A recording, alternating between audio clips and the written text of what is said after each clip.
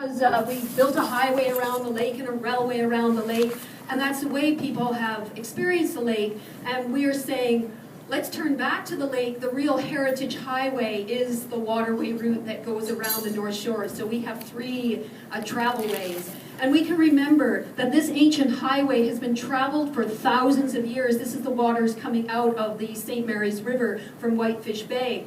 People have been here traveling, trading, living, being sustained by this land for a very long time.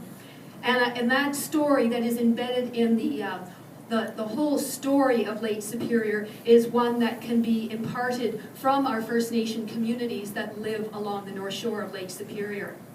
We have one of the most beautiful landscapes on this planet. I know about connectivity of trail. When Gary and I walked years and years ago together the Appalachian Trail from Georgia to Maine through 14 states, we learned about what a long distance trail does to connect small communities together economically, socially, culturally, telling their stories. And walking that trail home, we started planning our trip across Canada, but this time we do what we love best, and that's to paddle a canoe.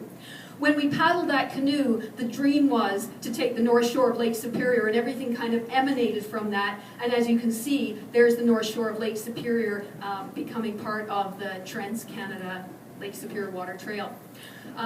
Paddling around the lake for a summer for 3 months gave us that connectivity picture to the entire lake. And in fact, if you draw a picture around the whole watershed of all the Great Lakes, economically, it would be the fourth richest country in the world, and that's because of the fresh water at our source.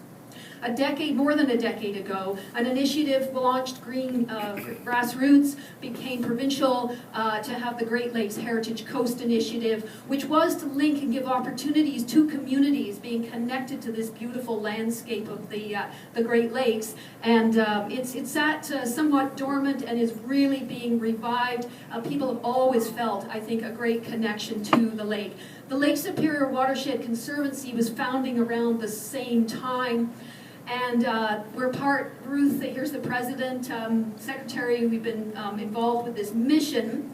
We're a charitable nonprofit organization registered in Canada and the United States. We're dedicated to ensuring the long-term sustainable health of the watershed through basin-wide communication, education, scientific study, preservation, and conservation of its ecosystems. It's a very big geography. That red line is the watershed. The blue line going around marks a water trail, but the puzzle pieces represent the TransCanada Trail piece of it, piecing together our communities, our people, our opportunities, our parks, our First Nations communities, and as they go into the slideshow, this really is about fitting a puzzle together. Just a couple of projects in the Lake Superior Watershed Conservancy, because we're the registrant of the trail and the overseer nonprofit for this piece of TransCanada Trail. We were able to work with, for instance, Lake Superior Provincial Park came to us, found out the islands, their biggest 50% are backcountry users, they're privately owned by American citizens. We were able to work with American Friends of Canadian Lands and acquire those islands, and now they are part of our Lake Superior Water Trail, and for perpetuity will remain islands wild on the coast of Lake Superior. The Francis Hill Cranberry Bog on the shores of Gooley Bay, another opportunity we're going to be building a boardwalk here, doing like assessment with plant experts, just providing an opportunity for people to access the lake by land, seeing a special ecosystem rare on Lake Superior. Another one at the top of the Carp River watershed near Sault Ste. Marie, bringing out college students doing work with us on that piece of property. The water trail access plan here, I want to actually make a little correction that's on the TransCanada Trail map, just so we know it's in a development stage right now. I don't want to call it operational, because we're working on all the access points with the communities. The water is, of course, there, has always been there, but what we're working on right now is an access point plan. We found 44, give or take, public access points to the North Shore of Lake Superior between Grocap and on the bottom right-hand corner near Sault Ste. Marie, and Fisherman's Park, Thunder Bay.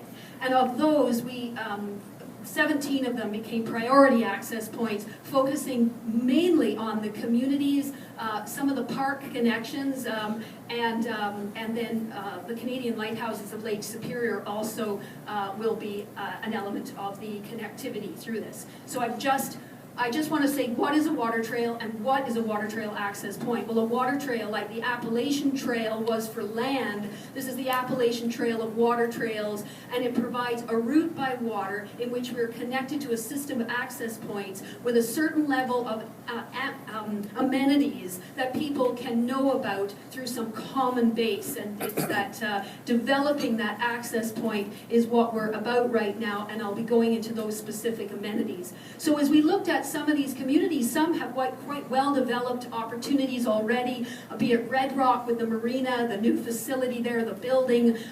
You know, they've got things like public washrooms and parking and all of that, and it's developing a specific site there for the water trail access point.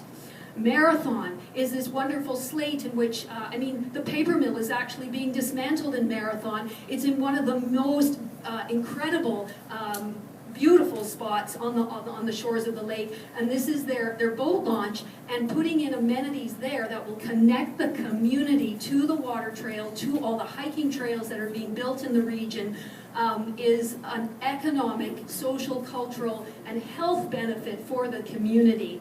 And there's, you know, Canadian lighthouses of Lake Superior, the Point Porphyry Light here, another type of access point for the Lake Superior Water Trail with incredible heritage and history based around our lighthouse system, well, throughout the Great Lakes has great interest. To somewhere like Scriber. Scriber is a railway town. It's up away from the lake. They don't really connect. It's kind of like Wawa. They're away from the lake. And it's, they were developed Great Lakes Heritage Coast, a spot here, there's a covered in picnic area and so on, but it's developing and connecting what already is TransCanada Trail, hiking trail, a Cascade, beautiful land trail, with an access point to the lake, and putting in some further amenities to what they already have there, and then really promoting it and signing it from the town down to get people down to the water. And of course, little Rossport Village already has an outfitter there, a Superior Outfitters, to get out on the lake. I just drew this little, Photoshop, not so much expert, but cut and paste here to give you an idea of, we've got this clean slate here, and I basically used the Marathon example.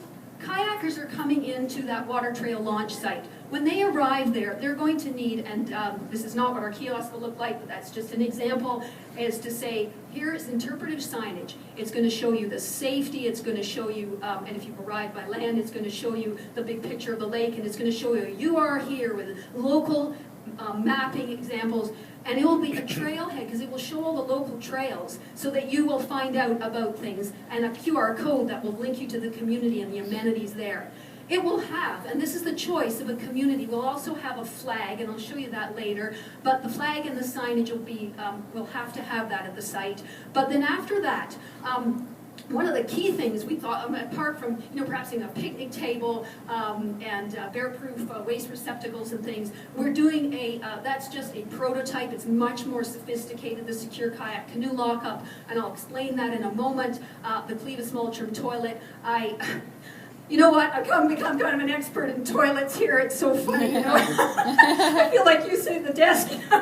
I'm spending all my day learning about the toilets on the phone and stuff. But Clevis Multrum toilets have been around for a long time. Ontario Parks is very much moving towards them. I know Liz Michano at Pick River have put in the Manitouage turnoff. Karen Robinson is effusive about the emails she receives from people about this particular one, which has many positive features about it. Yes, they are initially an expensive organic, compost type toilet. They are the type of toilet that we deserve as people living here, that are clean, don't smell, we have to maintain them, and are also what visitors expect. And they can be, with a few little modifications here, with a wider door, they are universal access type. And so I've supplied a lot of information to the communities and those that are putting them in. We said a #1 priority was we need good toilets along the coast. So this is a sophisticated piece of technology developed, a universal access dock. It's all modular. You could just have just the part where you get in onto the framework there, onto the this one was installed on the south shore of Lake Superior. There's over 40 of them installed on water trails in Michigan now, and many more are being applied for and put in. It all depends upon the site itself. You have to have a certain level of protection. But as we think about now, universal access is not disability access. Universal access can mean I've had a hip operation and I have unsteady balance. We're looking at a huge aging population issue, and there's I meet many women my age, older out there together. If we can get into the craft safely, I'm not having trouble yet, if we can get into the watercraft safely and get on the water and have a nice paddle and then get out again safe, that's a place where people have troubles. It will be in certain places along the coast. I think this amenity, this universal access opportunity, which will be from your parking lot to your paddling opportunity. I watched somebody from a wheelchair go from the cart all by himself with what pride or good self-esteem to do that and be able to get out on the water with his son and do something that he opens up a whole world to him. So that really opened my eyes to the whole idea of universal access at these sites and developing that forward. I just want to say something about the secure kayak canoe lockup, and when we went to develop this, it was because we must, in certain places, Rossport Village, you're right there on the shore.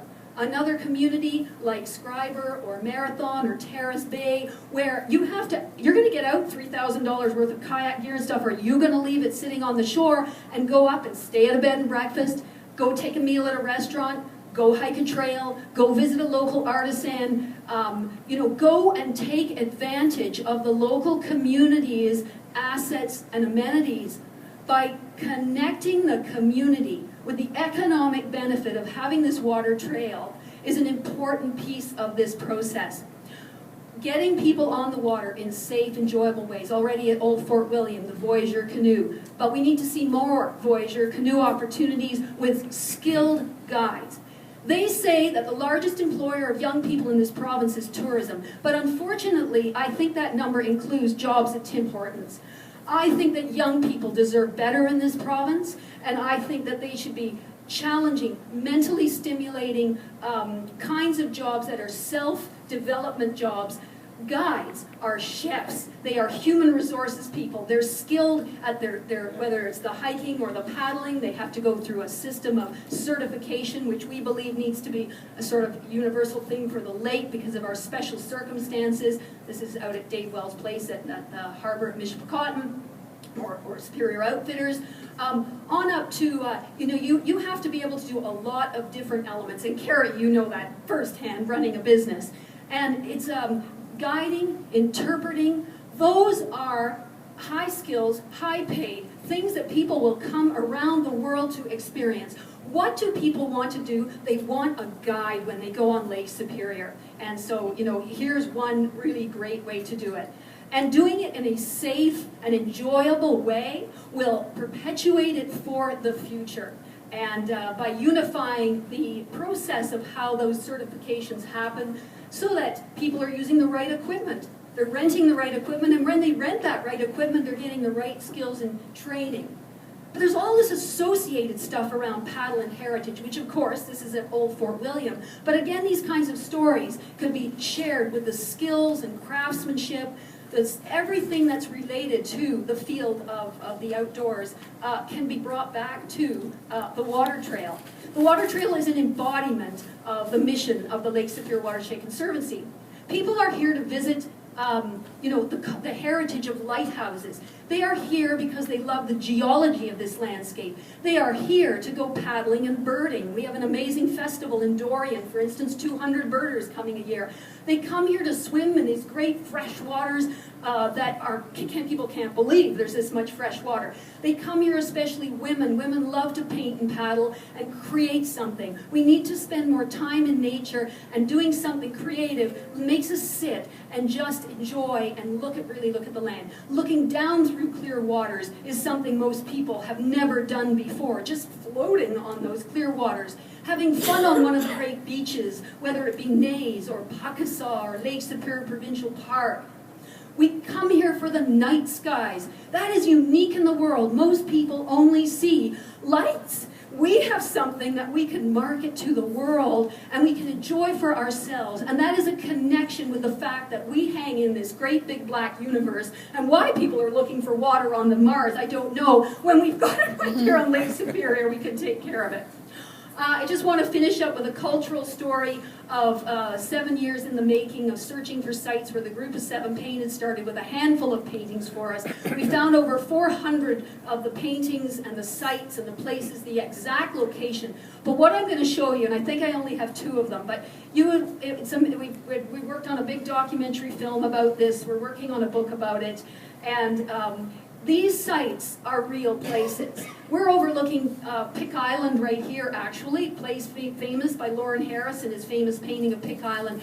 But it's their field paintings that are extraordinary because they show a lot of details that you just don't see. Now you just watch this painting. You watch it turn into a photograph. These are not just places that were inspiring to the group of 7. When they hang in these national galleries around the world, in our National Gallery, Ottawa, Toronto, the McMichael, these paintings are real places that are our backyard. And they are heritage landscapes that need protection so that we can take advantage of this incredible, culturally rich story. Imagine going into like when they had the Dulwich Gallery, picture gallery in London, England, and the people came 2 years ago to see this show on the group of 7. It was the 3rd most popular exhibition in the gallery's 200-year history. Imagine if they knew from a click of a QR code or something that I can go to that place, I can go on a trail, I can do something. That kind of development is in the works. So, I'll finish up. The Lake Superior Water Trail is actually connected to the Minnesota Lake Superior Water Trail, the Wisconsin Lake Superior Water Trail, the Michigan Lake Superior Water Trails, and others in between with Keweenaw and so on. The idea is that all those water trails want to be connected to a total Lake Superior Water Trail. So we're not only with the superlative of across Canada, but the superlative of the total lake. And that's important to communities to know that what the amenities that we're looking at for the TransCanada Trail section, we're working on this for the total lake. So when you go into Marquette or Duluth, your water trail access point can have the same look and feel of wherever you are, and you can go, oh, I can go somewhere, So I just want to end with, the TransCanada Lake Superior Water Trail is laying a foundation for a new industry. The trail presents the natural wonders of Lake Superior for the benefit of the local people. The trail presents opportunities that will benefit people economically, socially, culturally, and environmentally. But it will encourage healthy living and active transportation, those 2 buzzwords, very important to our society in our local communities. And for the long term, everybody needs to be supportive and involved. Thank you.